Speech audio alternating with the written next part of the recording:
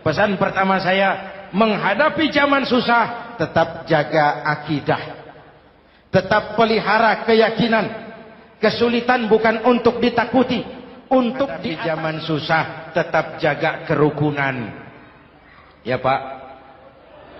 Ya Bu? Ingin persoalan terorisme dilepaskan kaitannya dari agama manapun. Tidak ada kaitannya terorisme dengan Islam, dengan Kristen, dengan Hindu, dengan Buddha. Tidak ada kaitannya terorisme dengan pondok pesantren. Siapa yang wajib negur? Makmum yang sop terdepan. Anggota DPR. Jadi pemimpin, jadilah pemimpin yang ditaati. Kalau jadi makmum, jadilah makmum yang mentaati. Jangan jadi golongan ketiga pemecah belah.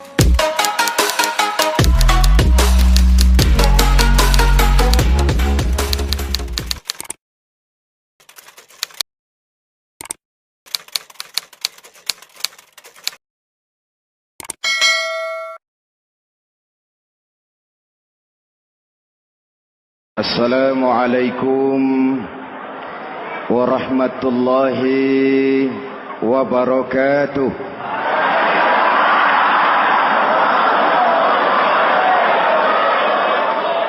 Alhamdulillahi rabbil alamin. Wassalatu wassalamu ala asyrafil mursalin Sayyidina wa maulana Muhammadin wa ala alihi wa sahbihi ajmain, amma ba'du. Para ulama yang saya muliakan, hadirin hadirat ma'asyiral muslimin yang saya cintai, banyak kita alami perubahan-perubahan yang terjadi, baik perubahan yang menyangkut sosial budaya, lebih-lebih yang menyangkut sosial politik. Yang tidak banyak mengalami perubahan adalah sosial ekonomi. Bahkan angka kemiskinan kita naik menjadi 3/5 dari total penduduk kita hidup di bawah garis kemiskinan, dan 20% diantaranya miskin mutlak.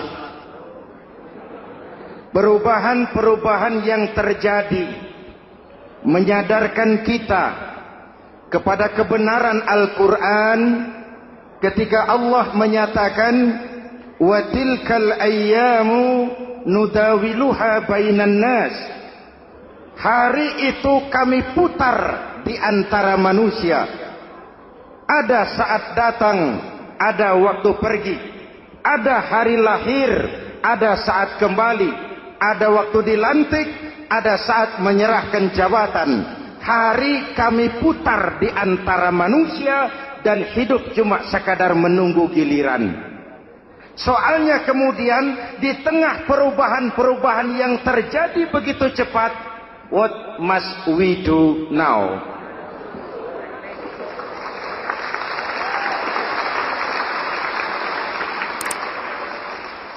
Saya juga ngerti itu. Yang penting kan penampilan. Saudara-saudara kaum muslimin di seluruh tanah air, jadi pemimpin adalah pelayan bagi orang yang dipimpinnya. Okelah, perbaikan ekonomi, pembukaan lapangan kerja baru kita serahkan kepada pemerintah, karena kita percaya mereka orang-orang terpilih belaka yang dipilih dengan kepercayaan akan mampu membawa rakyat keluar dari kesulitan. Amin. Tugas kita sekarang di zaman susah meluruskan akidah. Jangan sampai mbah dukun yang naik ke permukaan. Betul? Islam misinya yang pertama membebaskan manusia dari kemusyrikan. 13 tahun Rasul berjuang di Makkah, menanamkan akidah, meluruskan keyakinan, membentuk iman. 13 tahun membebaskan manusia dari belenggu kemusyrikan. 13 tahun menanamkan la ilaha illallah Muhammadur Rasul dengan seluruh konsekuensinya. Kalau saya yakin tidak ada Tuhan selain Allah, saya tidak akan minta tolong kecuali hanya kepada Allah. Saya tidak akan pernah takut kecuali hanya kepada Allah. Saya tidak akan menggantungkan hidup kecuali hanya kepada Allah. Saya tidak akan minta rizki kecuali hanya kepada Allah. Saya tidak akan melarikan persoalan kecuali hanya kepada Allah. Kalau konsekuen dengan keyakinan ini, Mbah Dukun nggak dapat tempat.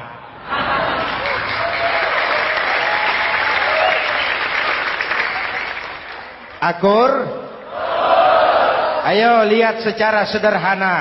Saya sandaran di tiang. Tiangnya ambruk. Sayanya jatuh. Saya sandaran di tembok. Temboknya runtuh, saya juga runtuh. Saya sandaran kepada orang kaya, dia jatuh miskin, saya bangkrut. Saya sandaran kepada jenderal, dia pensiun, saya selesai. Tapi kalau saya sandaran hanya kepada Allah, Allah tidak akan pernah miskin, Allah tidak akan pernah lumpuh, Allah tidak akan pernah terpuruk, dan Allah tidak akan pernah berkurang kekuasaannya.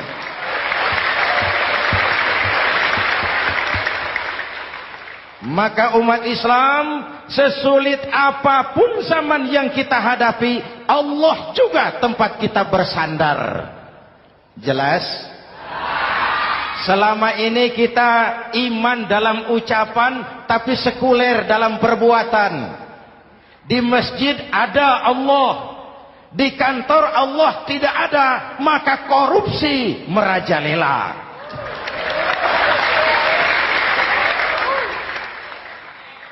Di masjid ada Allah, di pasar Allah tidak ada, maka timbangan tetap curang.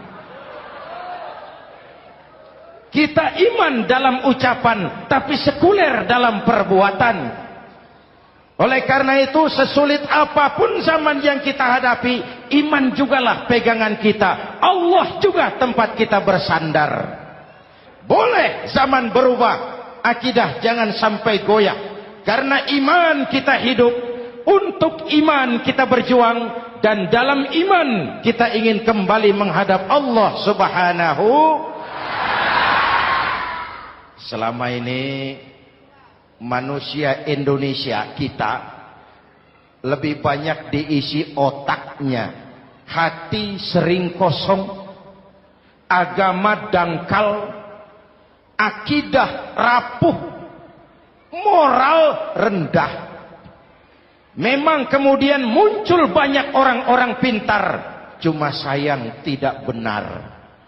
Indonesia kita bangkrut, Indonesia kita terpuruk, Indonesia kita sakit parah kalau diurus orang yang cuma pintar tapi tidak benar. Kita perlu orang-orang pintar, tapi kita lebih perlu orang benar. Jelas? Kalau cuma pintar tapi tidak benar, itu yang sering saya sampaikan, nanti disuruh ngurus beras malah nimbun beras.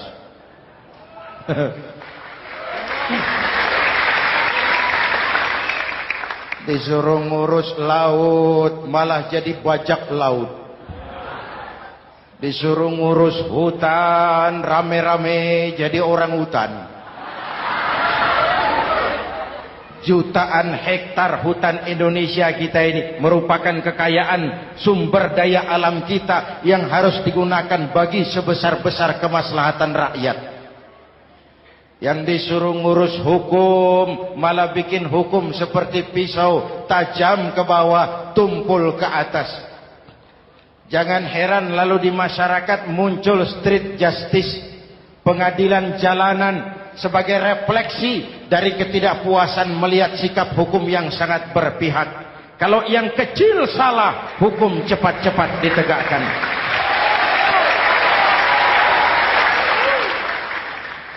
Lihat saja Sekarang ini kalau orang terkenal banyak uang punya masalah, antri yang bela. Betul.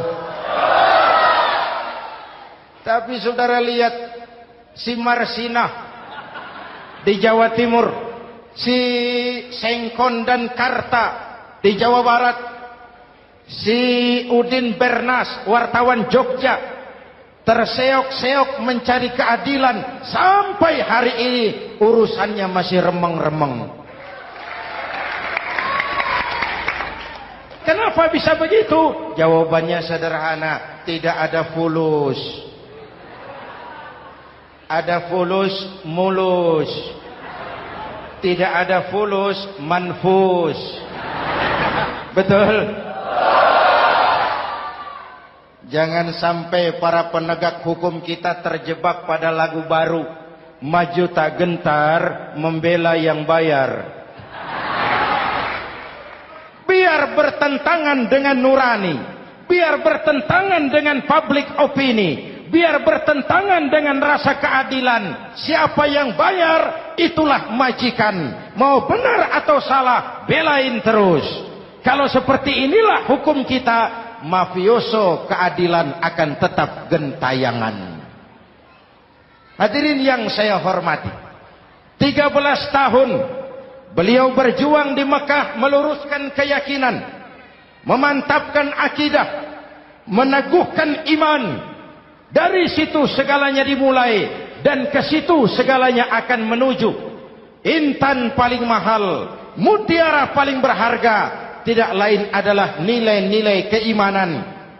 Kalau itu sudah tergadai, apalagi yang bisa kita banggakan dalam kehidupan ini?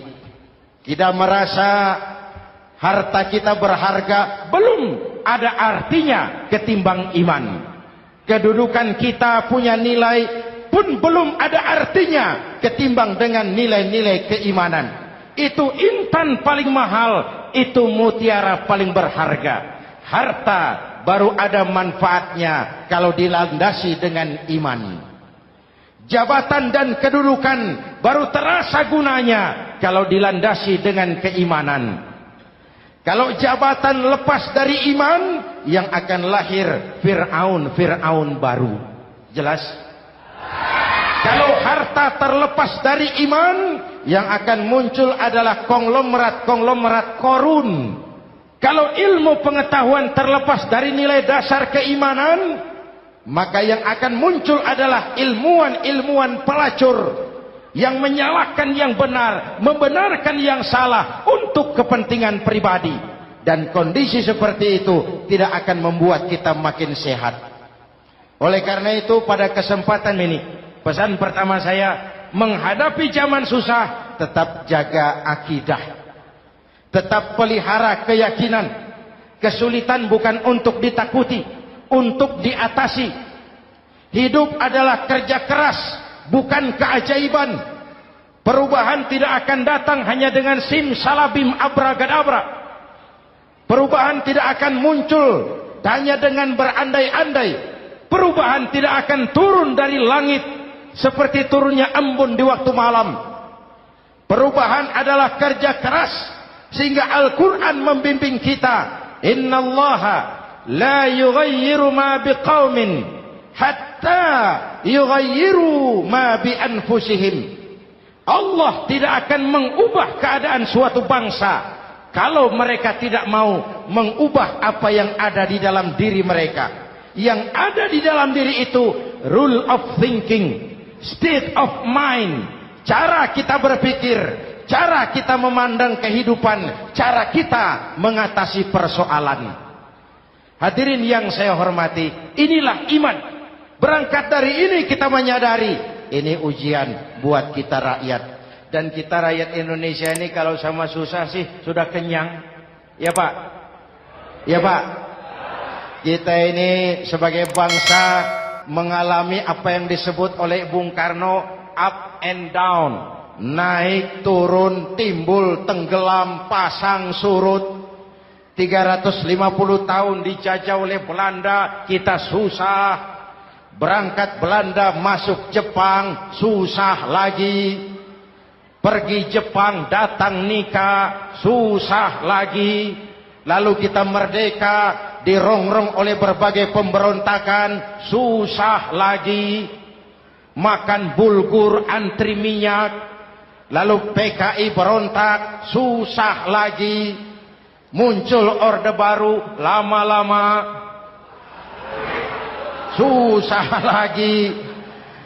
Orde baru selesai, naik reformasi, mulai repot nasi, susah lagi.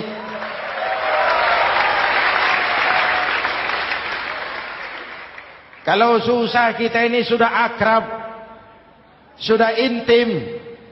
Mestinya kalau sudah susah seperti itu, jangan salah sikap menyikapi kesusahan. Jangan sampai kita potong kompas, ambil jalan pintas, terjebak menghalalkan segala cara. Itu tidak akan menguntungkan. Itu tidak akan menyelesaikan. Kalaupun selesai nampaknya penyelesaian sesaat. Dan penyelesaian sesaat bukan penyelesaian yang sebenarnya.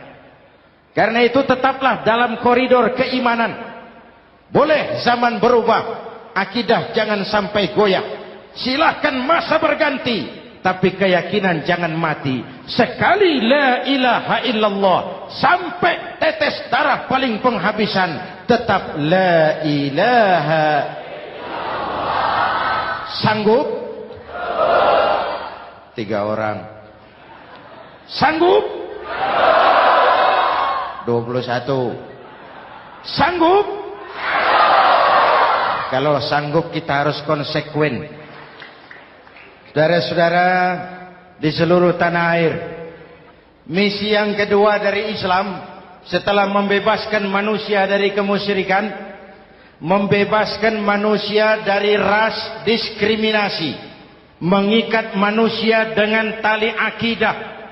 Sebelum Islam datang, manusia dibedakan oleh warna kulit, manusia dibedakan oleh faktor keturunan, manusia dibedakan oleh faktor harta dan benda.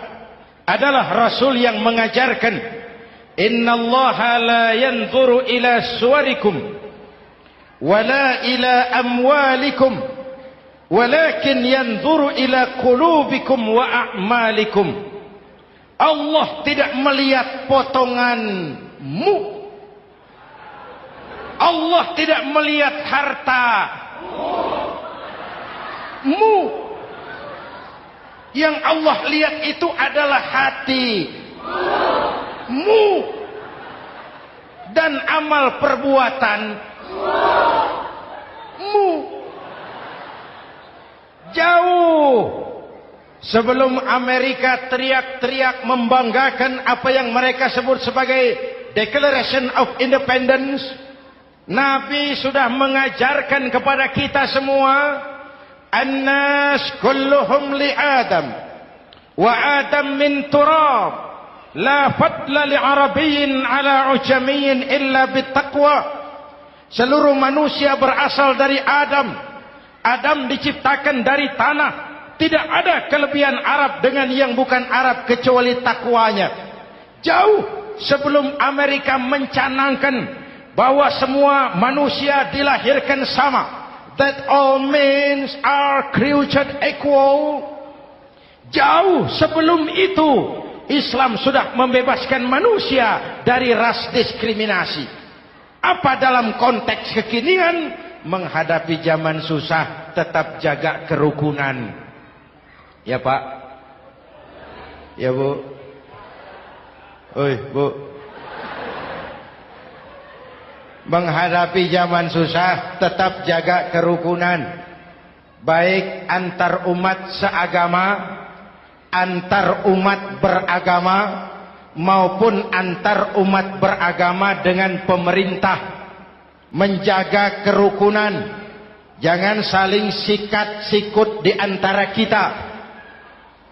Sebab kalau sudah rukun, saya ajak berhitung, 1 ditambah 1 sama dengan, itu matematika namanya, hasilnya pasti. Tapi angka sosial hasilnya aneh. Saya ubah jadi angka sosial. Ayo kita berhitung lagi. Satu orang takut ditambah satu orang takut sama dengan dua orang setengah berani. Kenapa setengah berani? Karena sudah berdua. Tadi kan takut sendiri. Kalau sama-sama takut berkumpul jadi setengah berani. Kalau ditambah satu orang takut lagi, satu orang takut ditambah satu orang takut ditambah satu orang takut sama dengan tiga orang berani. Kenapa jadi berani? Karena sudah bertiga. Kita yang lemah, kita yang marginal, kita yang dikucilkan, bahkan kita yang dilecehkan, kalau mau rukun kita akan kuat dan tidak bakal dipermainkan orang.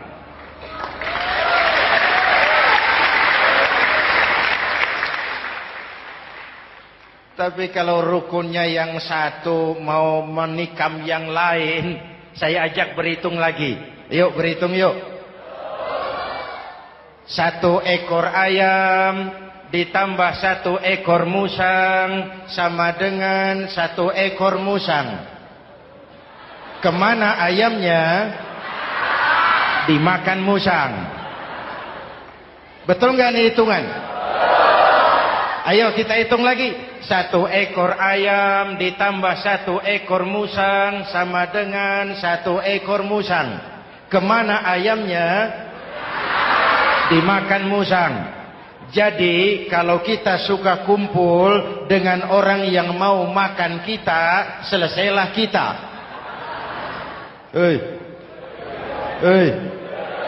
Maka kalau merasa kita ini ayam, yuk kumpul sama-sama ayam, pulang ke kandang ayam. Kalau ada ayam kumpul ke kandang musang, itu namanya ayam minum baygon. Jelas? Menjaga kerukunan. Pertama, antar umat seagama, sesama muslim harus saling menjaga, harus saling memelihara. Baik dia muslim yang jadi kapolri, baik dia muslim yang jadi kasat, baik dia muslim yang jadi pengusaha, baik dia muslim yang jadi petani, nelayan, guru, semua komit menjaga semangat kebersamaan, rukun antar umat seagama. Jelas? Jelas?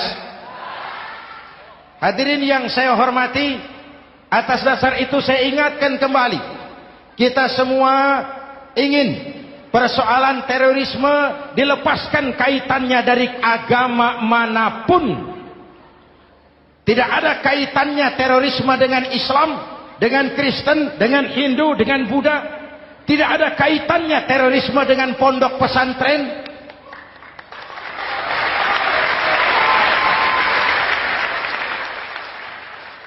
Jangan sampai pesantren jadi kambing hitam. Karena sejak zaman penjajahan, pesantren sudah terbukti memberikan kontribusi bagi perjuangan memerdekakan rakyat Indonesia. Rukun antar umat seagama. Yang kedua, rukun antar umat beragama. Islam ini rahmatan lil. Jangankan manusia walaupun berbeda agama, binatang saja dihormati. Ada hadis, fa iza zabahtum fa ahsinuz zibhata. Kalau kamu menyembelih hewan, sembelihlah dengan cara yang terbaik. Jangan menyembelih ayam dengan pisau tumpul. Itu namanya tidak berperi kebinatangan. Yang kecil lagi, saudara buka babul istinja, makruh buang air kecil di tanah yang berlubang. Sebab apa? Pertama, menjaga kesehatan. Siapa tahu di lubang yang saudara buang air kecil itu ada gas beracun. Kalau tidak, melindungi binatang yang ada di dalam lubang. Siapa tahu di lubang yang saudara buang air kecil itu ada semut sedang rapat membahas terorisme. Apa dosanya lalu mati dikencingi? Ini namanya rahmatan lis semut. binatang saja dilindungi. Maka perbedaan agama tidak harus menyebabkan kita bertolak belakang. Perbedaan agama bukan alasan untuk saling bermusuhan. Apalagi kita sudah menyadari tentang kemajemukan kita, tentang kebinekaan kita, tentang keragaman kita. Rukun antar umat beragama, saling menghormati, saling menghargai, tapi tetap dalam batas lakum dinukum.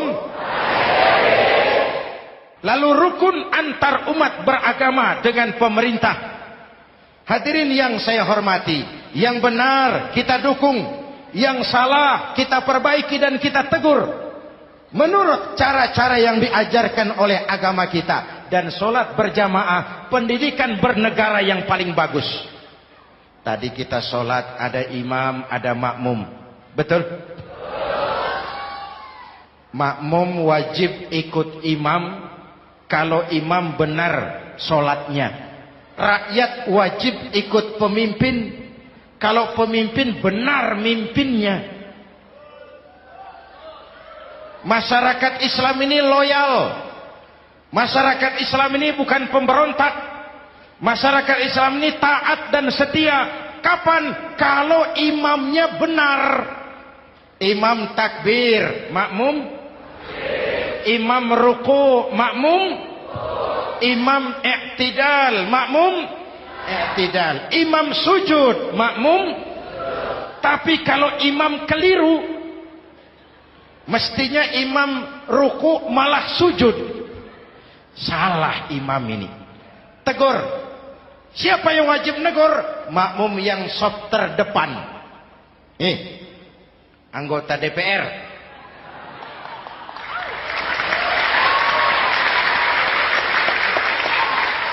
Ini wakil-wakil makmum ini, saf di depan ini. Kalau imam keliru mereka paling tahu. Ngomong. Tegur. Bagaimana negurnya? Ada aturan main. Mestinya ruku, imam sujud. Salah ini imam. Subhanallah. Kan begitu negurnya. Betul? Tidak boleh juga imam keliru, makmum emosi. Main pegang. Woi, makmum salah. Hoi, hoi. Kacau sholat. Betul? Anggota dewan ini, saf di depan. Itu kalau imam keliru. Satu saat imam buang angin. Namanya manusia bisa buang angin toh. Apa makmum lalu berkata, demi kesetiaan saya kepada imam, imam buang angin, saya lebih keras lagi. Itu namanya fanatisme buta, loyalitas yang goblok. Imam buang angin, minggir. Iyyaka na'budu wa iyyaka nasta'in. Sampai situ imam buang angin, minggir imam. Lalu saf yang di depan maju. Tidak usah bikin sholat baru, teruskan pekerjaan imam. Ihdinas siratal mustaqim. Teruskan. Kenapa? Kalau bikin sholat baru lagi, nanti buang angin lagi. Bikin lagi sholat. Kapan selesainya sholat? Kapan selesainya membangun negara ini? Yang penting imam tahu diri, buang angin, minggir.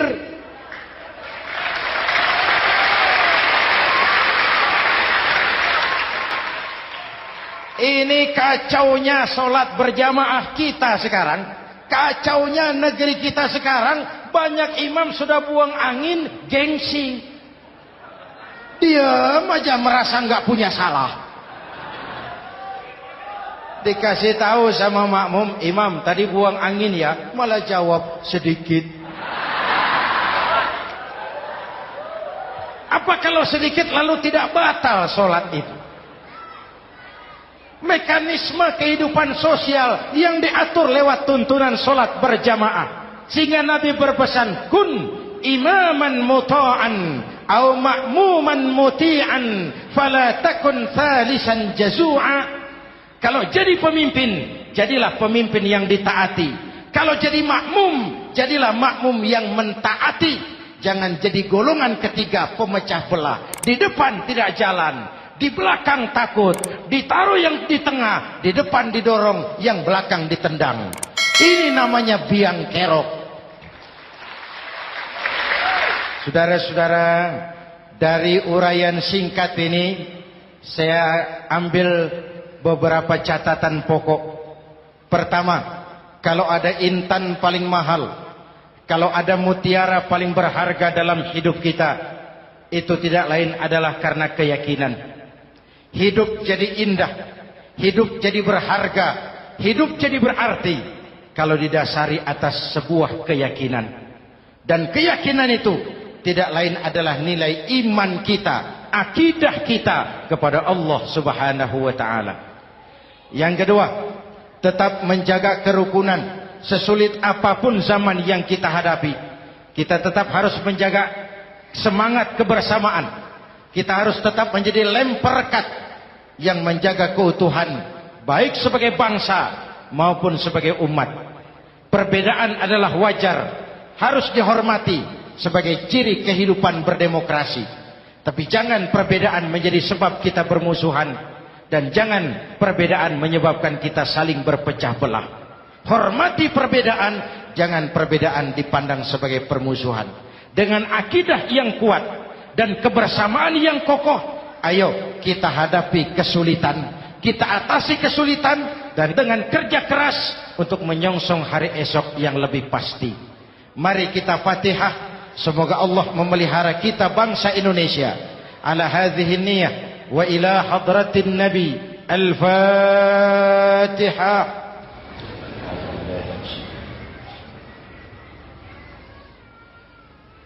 إياك نعبد وإياك نستعين من الصراط المستقيم صراط الذين أنعمت عليهم. بسم الله الرحمن الرحيم. آمين. الحمد لله رب العالمين. اللهم صل وسلم وبارك على سيدنا محمد وعلى آله وصحبه أجمعين. اللهم ربنا تقبل منا صلاتنا وصيامنا وقيامنا وتخشعنا وتعبدنا وتمم تكسيرنا يا أرحم الراحمين. اللهم أصلح من في صلاحه صلاح المسلمين، اللهم أهلك من في هلاكه صلاح المسلمين. اللهم ربنا لا تؤاخذنا إن نسينا أو أخطأنا، ربنا ولا تحمل علينا إصرا كما حملته على الذين من قبلنا، ربنا ولا تحملنا ما لا طاقة لنا به، واعف عنا واغفر لنا وارحمنا، أنت مولانا فانصرنا على القوم الكافرين. اللهم اجعلنا من السعداء المقبولين ولا تجعلنا من الأشقياء المردودين. أفضل ما قلته أنا والنبيون من قبلي لا إله إلا الله.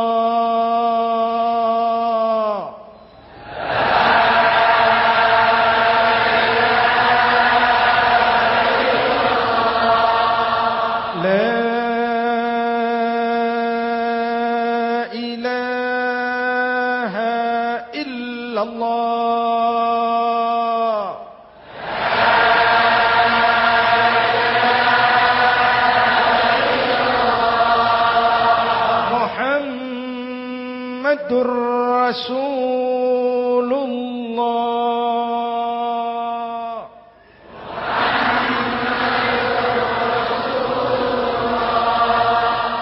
Sallallahu alaihi wa alihi wa sallam. Kalimatu haqqin 'alaiha nahya wa 'alaiha namut wa 'alaiha wa biha nub'atsu insyaallah minal aminin minal aminin minal aminin rahmatika ya arhamar rahimin. Sallallahu ala sayyidina Muhammad wa ala alihi wa sahbihi ajma'in. Ana rabbika rabbil izzati amma yasifun. Salamun alal mursalin. Walhamdulillah rabbil alamin. Jumpa lagi di lain kesempatan insyaallah. Wassalamualaikum warahmatullahi wabarakatuh.